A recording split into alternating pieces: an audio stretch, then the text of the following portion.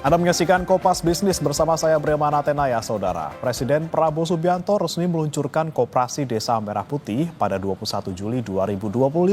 Presiden mengomando pengawasan ketat karena rekam jejak koperasi di Indonesia buruk, yaitu selalu gagal dan dikorupsi pengurus. Di Orde Baru ada Koperasi Unit Desa alias KUD yang singkatannya justru diplesetkan menjadi ketua untung duluan. Kata Presiden ini tidak boleh terjadi. Koperasi desa ditargetkan memutus rantai distribusi yang mempersulit petani desa.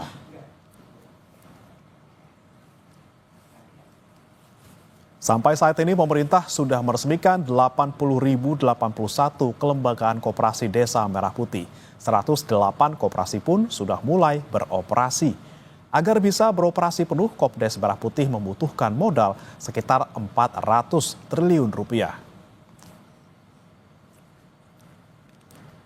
Dalam dokumen Rencana Pembangunan Jangka Panjang Nasional, pemerintah menargetkan rasio volume usaha koperasi terhadap produk domestik bruto atau PDB hanya 1,1%. Sedangkan di masa Indonesia Emas, sumbangan koperasi diharapkan mampu mencapai 5%.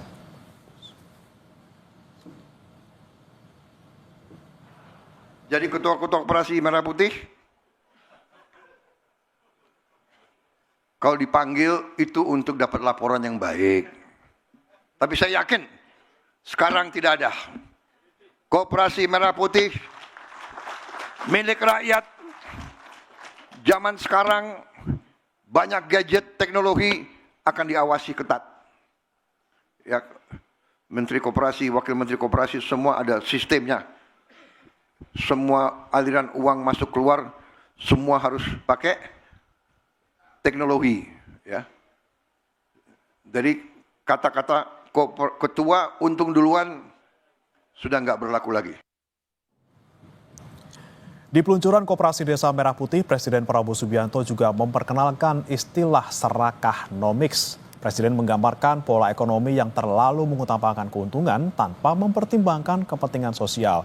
Serakahnomics bahkan dilakukan oleh vampir ekonomi. Ini nggak diajarkan di fakultas-fakultas. Ada yang mengatakan ada mazhab ekonomi liberal, neoliberal, klasik, pasar bebas, sosialis, ekonomi komando, dan sebagainya. Ini bukan, ini tidak, ini lain. Ini saya beri nama serakahnomics. Ini adalah serakahnomics. Ini tidak perlu kita kasih perlakuan yang baik. Saya sudah kasih warning berkali-kali sekian bulan. Tolonglah patuhi ketentuan, patuhi undang-undang. Rakyat kita masih banyak susah. Ada yang mau cari keuntungan di atas penderitaan rakyat, itu namanya adalah mengisep darahnya rakyat. Itu adalah menurut saya parasit, mengisep darah. Vampir ekonomi. Presiden Prabowo Subianto di peluncuran Koperasi Desa Merah Putih bilang rekam jejak gerakan koperasi hampir selalu gagal karena korupsi. Kode apakah ini? Kompas Bisnis akan bertanya kepada Direktur Kebijakan Publik Selyos Media Wahyudi Askar. Selamat pagi Mas Media. Selamat pagi Mas. Oke Mas Media, kita sebelum ke mazhab barunya Pak Prabowo yang dibilang serakahnomics, kita pertanyaan pertama dulu terkait dengan ini, kalau konsep bisnis dan juga mitigasi koperasi Desa Merah Putih ini sudah clear belum Mas? Terkait dengan bagaimana kemudian model bisnisnya, ada yang mengklaim juga modal ada 400 triliun, kita bisa dapat 2.000 triliun gitu. Iya, sebetulnya kalau dari segi konsep koperasi itu nggak ada yang salah ya. Tetapi memang salah satu kritikan yang paling penting untuk dijawab pemerintah adalah apakah koperasi dalam konteks pengembangan yang inovatif dan dikelola oleh anggota itu betul-betul terwujud di Koperasi Desa Merah Putih hari ini. Dan secara konsep saya kira masih banyak yang harus diperbaiki karena pembentukan Kopdes Merah Putih sangat-sangat top down. Untuk konsep-konsep yang lain termasuk pembiayaan, tata kelola, saya kira hari ini termasuk juga kepala-kepala desa itu juga masih menunggu arahan dari pemerintah. Dan Pak Budi Ari sudah bilang bahwa ini kebijakan pakai insting. Hmm. Jadi ini yang sebetulnya harus diperbaiki oleh pemerintah. Nggak bisa puluhan triliun nanti dana yang disalurkan untuk Koperasi Desa Merah Putih, tapi kebijakannya berbasis dengan insting. Ada banyak hal sebetulnya Mas yang perlu ditinjau ulang dari pembentukan Kopdes Merah Putih ini. Hari ini terbentuk 80.000 Kopdes, cuman kan cepat tidak selalu tepat. Mendirikan 80.000 koperasi dalam 3 bulan kan memang bisa aja. Toh faktanya juga pemerintah kan memaksa desa-desa itu membentuk koperasi. Kalau tidak membentuk Kopdes, maka dana desa nggak akan turun. Maka PR berikutnya adalah menjadikan 80.000 Kopdes ini menjadi Kopdes yang beneran aktif dan kemudian bermanfaat untuk masyarakat. Hmm. Ini bagian paling pentingnya karena koperasi hari ini lebih dari 60.000 koperasi itu tidak aktif. Dan masalah yang ada di Kopdes Merah Putih itu adalah bagaimana membuat koperasi yang inovatif dan kemudian bermanfaat untuk masyarakat. Dan Oke. terus terang saya khawatir karena sebetulnya yang dibutuhkan oleh koperasi-koperasi itu adalah pendampingan usaha termasuk juga penguatan sumber daya pengurus koperasinya. Hmm. Tapi kan ini masih jauh ke depan ya, dan saya lihat ada banyak pendekatan di awal pembentukan Koperasi Desa Merah Putih ini yang keliru, Hmm. top tidak partisipatif dengan model bisnis yang belum cukup kuat, begitu Mas. Oke, baik, Mas Media, kita juga kemarin dengar bersama-sama Pak Presiden mengakui gitu ya kalau rekam jejak koperasi di masa lalu itu selalu nggak baik gitu. Tadi kan dibilang KUD, ketuanya untung duluan gitu kan ya, dibilang selalu ada korupsi, korupsi dan korupsi. Nah, apakah kali ini dengan konsep baru kemudian disebutkan dengan ketegasan Pak Prabowo, ini akan jauh lebih baik dari koperasi yang kemarin? Logikanya sederhana ya, jika tidak ingin mengulang masa Orde Baru, jangan ulang skema koperasi Orde Baru. Nah, faktanya hari ini Kopdes Merah Putih dibentuk dengan skema yang sama seperti halnya di masa Orde Baru. KUD-KUD itu jadi sebelum tahun 98 ya, itu jadi alat distribusi proyek dan logistik termasuk logistik politik. Jadi bukan instrumen kemandirian ekonomi rakyat. Dan Kopdes Merah Putih arahnya menunjukkan gejala yang sama. Dibentuk atas perintah politik, dikontrol oleh negara dan hari ini dikontrol oleh beberapa kementerian ya. Jadi Hmm. semangat koperasi dari anggota oleh anggota untuk anggota itu belum betul-betul terwujud. Jadi kalau Pak Prabowo tidak ingin mengulang masa Orde Baru, ya tinggalkan model koperasi yang sifatnya top down dan bentuk koperasi yang tumbuh dari bawah berbasis komunitas dengan skema demokrasi ekonomi yang kuat begitu. Jadi Hmm. ini yang saya kira pemerintah harus mulai untuk melihat bagaimana dampak dari koperasi-koperasi ini bagi masyarakat ke depan. Oke. Karena serang dari riset yang kami lakukan, kami mewawancarai kepala desa, banyak kepala desa yang masih bingung dan 76% kepala desa itu menolak skema penggunaan dana desa sebagai penjamin untuk pinjaman koperasi dan juga menolak penggunaan dana desa untuk digunakan secara masif untuk pembentukan dan pelaksanaan Kopdes Merah Putih ini. Hmm. Oke, kemudian ini kan dari awal konsepnya memang dari atas ke bawah gitu ya, bukan berangkat dari kebutuhan masing-masing ataupun warga desanya sendiri. Kemudian tadi juga ada sebutkan berdasarkan riset ataupun studi yang Anda lakukan, 76% ini bahkan masih bingung gitu ya dan tidak setuju dana desa digunakan untuk membiayai koperasi Desa Merah Putih. Kemudian kalau misalnya Pak Prabowo bilang pengawasannya akan nanti di kepala desa, bagaimana kemudian koperasi ini tidak korupsi lagi. Bisa kita pastikan kepala desa ini bisa menjalankan tugas tersebut? Ya, ini semua masyarakat akan melihat ya siapa kepala desa di desanya masing-masing. Dan persoalannya nggak semua kepala desa punya kapasitas. Terus yang kedua pasti akan ada konflik kepentingan. Hmm. Misalkan skema kredit dan penyaluran modal ya, itu ada skema segitiga rente antara dana desa, kemudian penyaluran pembiayaan via Koperasi Desa Merah Putih dan jaminan kemudian pinjaman dari BUMN. Dan kalau pengawasannya tidak jelas ya, Artinya kepala desa kemudian menyalurkan ke pihak-pihak seperti pengurus koperasi, lalu macet gitu ya. Dan masyarakat harus tahu yang dirugikan adalah masyarakat desa itu sendiri karena yang jadi penjamin itu adalah dana desa. Hmm. Artinya masih banyak sekali PR untuk tidak hanya mengawasi dana desa ya. Saya kira part itu juga harus diklarifikasi oleh pemerintah bahwa yang salah itu bukan kepala desa juga. Hmm. Kalau perlu dilihat kembali juklak juknisnya dan itu kan yang bikin adalah kementerian masing-masing ya. Ada beberapa kementerian yang terlibat dan itu yang harus dilihat apakah juklak juknisnya mendorong pembentukan koperasi desa yang memungkinkan bisa diawasi dengan baik. Jadi sebelum kemudian bisa menyalahkan kepala desa, lihat dulu aturannya apakah betul-betul sudah inklusif begitu, Mas. Oke, kemudian pengawasan yang seharusnya dilakukan nanti ketika memang sudah berjalan semuanya seperti apa, Mas Media? Apakah sesimpel tadi katanya kita sudah zaman digital, semua udah punya gadget, bisa ngelaporin, semuanya sistem bisa dilihat secara online. Apakah sesederhana itu?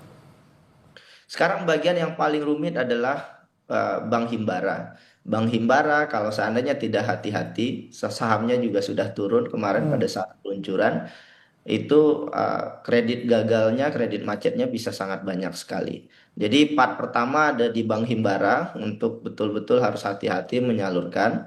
Tapi Bank Himbara kan juga terjebak pada permintaan politik ya bahwa dana ini harus disalurkan sesegera mungkin ke koperasi desa. Nah, disinilah masalahnya Mas nanti. Jadi dananya dipaksa untuk disalurkan, sementara koperasi desa Merah Putih baru berdiri, pengurusnya baru terbentuk, bisnis modelnya belum jelas, sehingga ujung-ujungnya nanti adalah gagal bayar. Dan kalau terjadi gagal bayar, itu sudah tidak bisa diawasi lagi. Yang harus dilihat adalah seberapa banyak kerugian dana desa dan seberapa banyak kerugian negara. Ini yang tidak kita inginkan, Mas.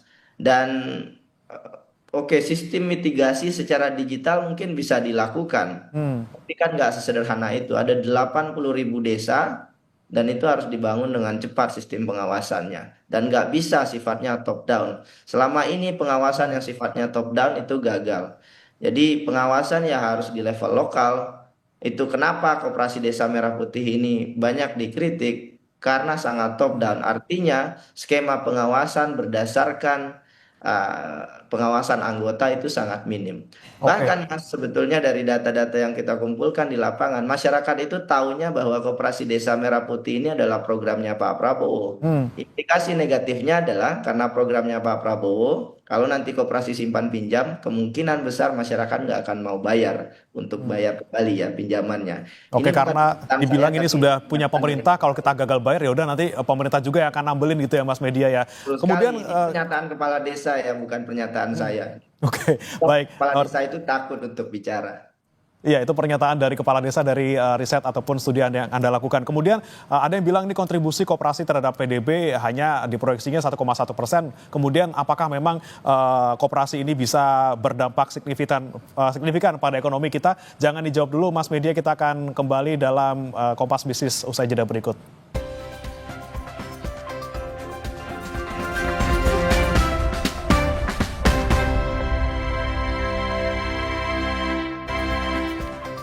Anda kembali di Kompas Bisnis, Saudara, dan masih bersama kami juga bergabung Media Wahyudi Askar, Direktur Kebijakan Publik Selios. Mas Media, kita lanjutkan kembali. Tadi ada sempat singgung gitu ya, harga saham dari Bank Himbara, khususnya kalau kemarin kita pantau bersama-sama, ini ada BBTN, BMRI, BBNI, BBRI yang meluncur gitu ya, atau meluncur ke bawah gitu, tergelincir gara-gara di hari peluncuran Koperasi Desa Merah Putih. Nah, Anda melihatnya ini memang pelaku pasar modal ini juga sudah mulai pada resah, kemudian impact-nya seperti apa ke depannya, Mas Media? Ya, yang pasti itu bisa menjadi sinyal awal bagi pengambil kebijakan bahwa kebijakan yang tidak investor friendly itu akan dipersepsikan negatif oleh market. Pengambil kebijakan harus peka juga terhadap sentimen negatif dari market. Dan kalau kita lihat Koperasi Desa Merah Putih, peluncurannya sangat top down, ada 80.000 koperasi, tapi tanpa roadmap bisnis yang kredibel, kemudian meminta bank BUMN untuk mendanai, yang kemungkinan besar mereka juga akan kesulitan untuk melakukan proses appraisal yang ketat, itu sama saja dengan menjadikan Bank BUMN menjadi ATM politik yang populis, Hmm, jadi bukan lagi sebagai lembaga intermediasi yang sehat. Dan akhirnya kemudian kan terjadi moral hazard yang ditakutkan oleh banyak investor, sehingga risiko non-performing loan-nya akan naik. hmm, Dan ketika risiko-risiko ini naik, kemudian juga pasti investor akan mikir bahwa bank-bank ini berada dalam posisi posisi yang tidak menguntungkan. hmm. Jadi ini harusnya menjadi sinyal untuk pemerintah agar Koperasi Desa Merah Putih ini juga ditinjau kembali proses pelaksanaannya dengan mitigasi risiko yang kuat. Dan lagi-lagi juga jangan mengorbankan Bank Himbara. Percuma saudara-saudara kita pegawai Bank Himbara itu pontang-panting siang dan malam membangun Bank Himbara, tapi kemudian banyak dana kur, kredit mikro yang kemudian harus macet semata-mata untuk memenuhi ambisi penyaluran dana Kopdes ini yang tidak melewati asesmen yang kuat. Oke. Jadi ini lagi-lagi pengingat ya bagi pemerintah untuk lebih hati-hati, dan saya kira kawan-kawan Bapak Ibu di Bank Himbara harus berteriak lebih keras Hmm. untuk tidak terjadi. Oke, kekhawatiran publik terutama pelaku pasar modal nih terkait dengan Bank Himbara yang jadi bempernya Kopdes Merah Putih perlu kita cermati juga ya Mas Media ya. Kemudian tadi pertanyaan saya sebelum jeda terkait dengan kontribusi koperasi terhadap PDB tahun ini kan diproyeksi 1,1%. Bahkan kalau nanti di Indonesia Emas 2045 gitu ya, itu hanya 5% nih Mas Media. Bisa nggak kita simpulkan bahwa adanya koperasi ini sebenarnya tidak signifikan buat perekonomian kita? Iya, sesederhana kalau tidak ingin ekonomi buruk, jangan bikin masalah baru. Dan saya melihat Kopdes Merah Putih ini berpotensi menimbulkan masalah yang baru. Jadi estimasi yang dilakukan oleh Selios itu diperkirakan risiko gagal bayarnya itu mencapai 85 triliun selama 6 tahun masa pinjaman. Dan ini membebani pemerintah desa sebagai penanggung jawab. Jadi ada kehilangan opportunity cost juga ya yang ditanggung oleh sektor perbankan, dan itu jumlahnya mencapai 76 triliun. Dan sedikit banyaknya ini pasti akan mempengaruhi pertumbuhan ekonomi karena dana berputar jatuh kepada rente underground ekonomi dan kemudian tidak bermanfaat untuk masyarakat di bawah begitu ya. Jadi menurut saya pertumbuhan ekonomi tetap harus dikejar, tetapi jangan sampai justru malah program-program ambisius ini membuat negara kehilangan kapasitas fiskal untuk membangun masyarakat. Dana desa itu adalah instrumen fiskal yang paling kuat mencegah kemiskinan. Dan kalau itu kemudian dijaminkan untuk Kopdes dan kemudian gagal bayar, desa akan rugi banyak hal, banyak uang, dan tidak berdampak signifikan bagi pembangunan ekonomi di desa. Dan satu Oke. lagi, ini juga kemungkinan bisa terjadi trade-off untuk dana bantuan sosial, Mas.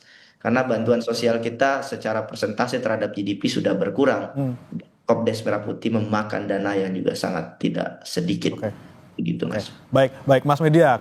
Kemudian sekarang kita sentuh terkait dengan istilah baru yang disebut oleh Pak Prabowo, serakah nomics gitu ya. Dibilang tidak boleh ada vampir ekonomi. Ini kemudian sebenarnya kode untuk siapa sih, Mas Media? Apakah khusus buat pengusaha ataupun orang-orang yang tergabung ataupun terlibat dalam proses penggilingan beras misalnya? Karena kita tahu yang kemarin terjadi ini adalah terkait dengan beras oplosan. Seperti apa Mas Media melihatnya? Karena kalau beras oplosan ya, pemainnya justru pemain-pemain besar. Jadi bukan usaha penggilingan padi yang ada di desa-desa. Ini swasta-swasta yang kuat, yang sebetulnya punya koneksi dengan elit, yang sebagian juga ada di pemerintah. Hmm. Jadi ada pepatah Melayu itu, Mas, menepuk air di dulang terpercik muka sendiri. Hmm. Ingin menyindir orang lain, sebetulnya yang serakah itu jangan-jangan adalah mereka yang punya power yang saat ini ada di kekuasaan. Karena pengusaha kecil itu nggak mungkin serakah karena nggak punya koneksi, apalagi masyarakat nggak mungkin serakah. Jadi yang paling mungkin serakah itu adalah penguasa itu sendiri. Dan dalam konteks koperasi Desa Merah Putih, sebetulnya di banyak negara koperasi itu adalah swasta, bahkan prinsipnya memang swasta. Tapi ini kan diambil alih oleh negara sebagai program strategis nasional, dan ini kemudian juga akhirnya menghisap juga sangat besar sumber daya yang ada di desa, yang sebetulnya kemudian ini menyandra banyak entitas ekonomi termasuk juga pelaku koperasi yang saat ini sudah berdiri. Jadi menurut saya Serakahnomics ini juga jangan digulirkan untuk kemudian melihat swasta-swasta yang buruk begitu ya. Sebetulnya swasta-swasta yang buruk juga yang paling tahu itu adalah pemerintah. Jadi tidak perlu dilempar ke masyarakat siapa swasta-swasta itu. Kalau memang banyak swasta yang melanggar, swasta besar ya, Hmm. ya ini saatnya pemerintah untuk me- ya mengantisipasi dan kemudian menyingkirkan mereka dari ekonomi kita. Tapi Oke. swasta yang kuat itu adalah swasta yang terafiliasi dengan kekuatan elit begitu, Mas. Nah, ini yang kemudian penting untuk dicermati ya Mas ya. Kemudian jangan sampai hanya menuding pihak, namun juga kemudian bagaimana tindak lanjutnya dan juga mungkin mawas diri gitu ya. Apa yang kemudian dilakukan oleh pemerintah sendiri terkait dengan kebijakan-kebijakannya, termasuk salah satunya Kopdas Merah Putih. Jangan sampai sekali lagi tadi ya bisa membebani fiskal kita, kemudian pertumbuhan ekonomi kita juga susah untuk naik kembali. Terima kasih Mas Media Wahyudi Askar, Direktur Kebijakan Publik Selios sudah bergabung bersama kami di Kompas Bisnis. Selamat pagi.